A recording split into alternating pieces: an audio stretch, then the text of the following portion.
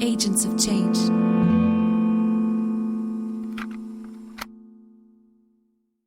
In the brightly painted streets of the lively and bohemian neighborhood, Coyoacán, the forward-thinking and revolutionary epicenter of Mexico City, Frida Kahlo, the iconic Mexican artist, lived. Beneath the cobalt sky and rainbow bunting stood the iconic Casa Azul, the house in which an unapologetically opinionated, fiercely sharp and vivacious Frida grew up, against the backdrop of the Mexican Revolution, a bloody 10-year battle that eventually led to a monumental political shift from a dictator that centered around greed and capitalism towards a more liberal and socialist attitude valuing the ordinary Mexican and indigenous people. Guillermo Kahlo, Frida's father, instilled within her his vital spirit as a sufferer of epilepsy. He did not let it stop his work or prevent him from providing for his family. He worked as a photographer, and Frida was his assistant. He allowed her to live a different life to the mundane domesticity that was usually assigned to women at the time. As he secured a job with Porfirio Diaz, the dictator prior to the revolution, he could send Frida to the prestigious National Preparatory School in San Ildefonso. She was just one of the 35 girls that attended out of a total of 2,000 students. Here she could explore new ideas and join the Cachuchas, a gang of free-spirited intellectuals. Frida was no stranger to pain and suffering, which her artwork often depicted. At the age of 13, she contracted polio, meaning her right leg was shorter than her left.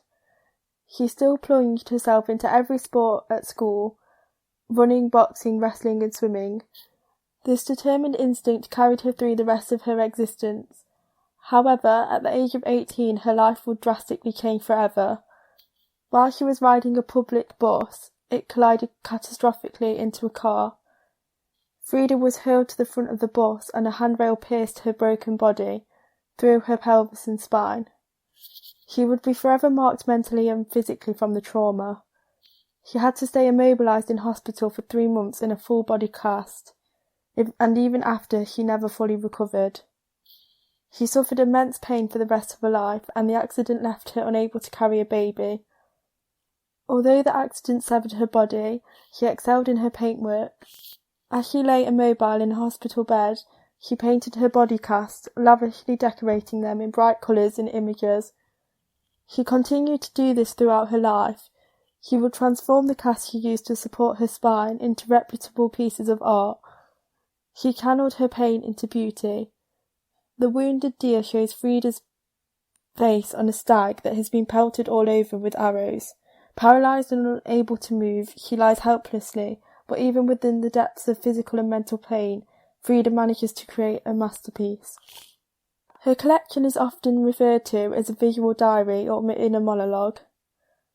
Her inner consciousness pours onto the canvas. Henry Ford Hospital is a depiction of one of the many miscarriages she endured.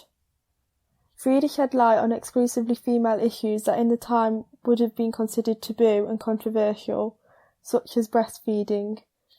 Frida refused to be shaped by gender roles and be subservient to men. She would dominate any room with her witty and brash commentary. Her trademark monobrow and untouched top lip hair is an interesting juxtaposition with her traditional feminine Mexican wear.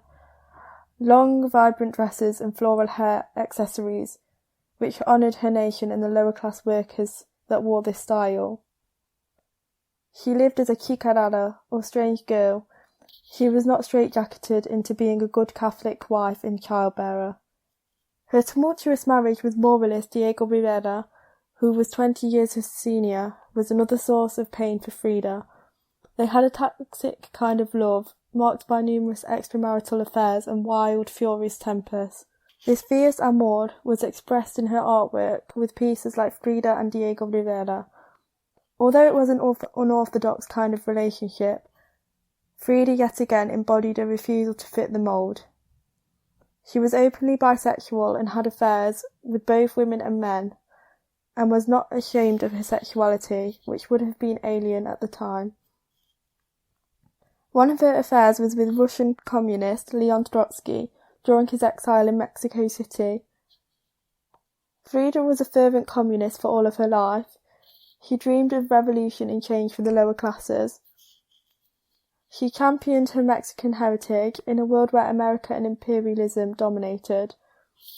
Although her artwork rose to fame in the subsequent decades after her death and during the 1960s and 70s when she was reincarnated as a feminist icon, she famously stated, "Soy mi propia musa," I am my own muse. Frida overcame overwhelming adversity to pour her soul into the truthful images she created.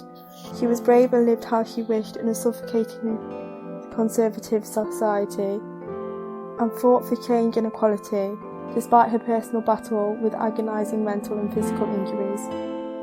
This is Lydia Patrick reporting from Derby, UK for the Agents of Change podcast. For the world goes where we take it.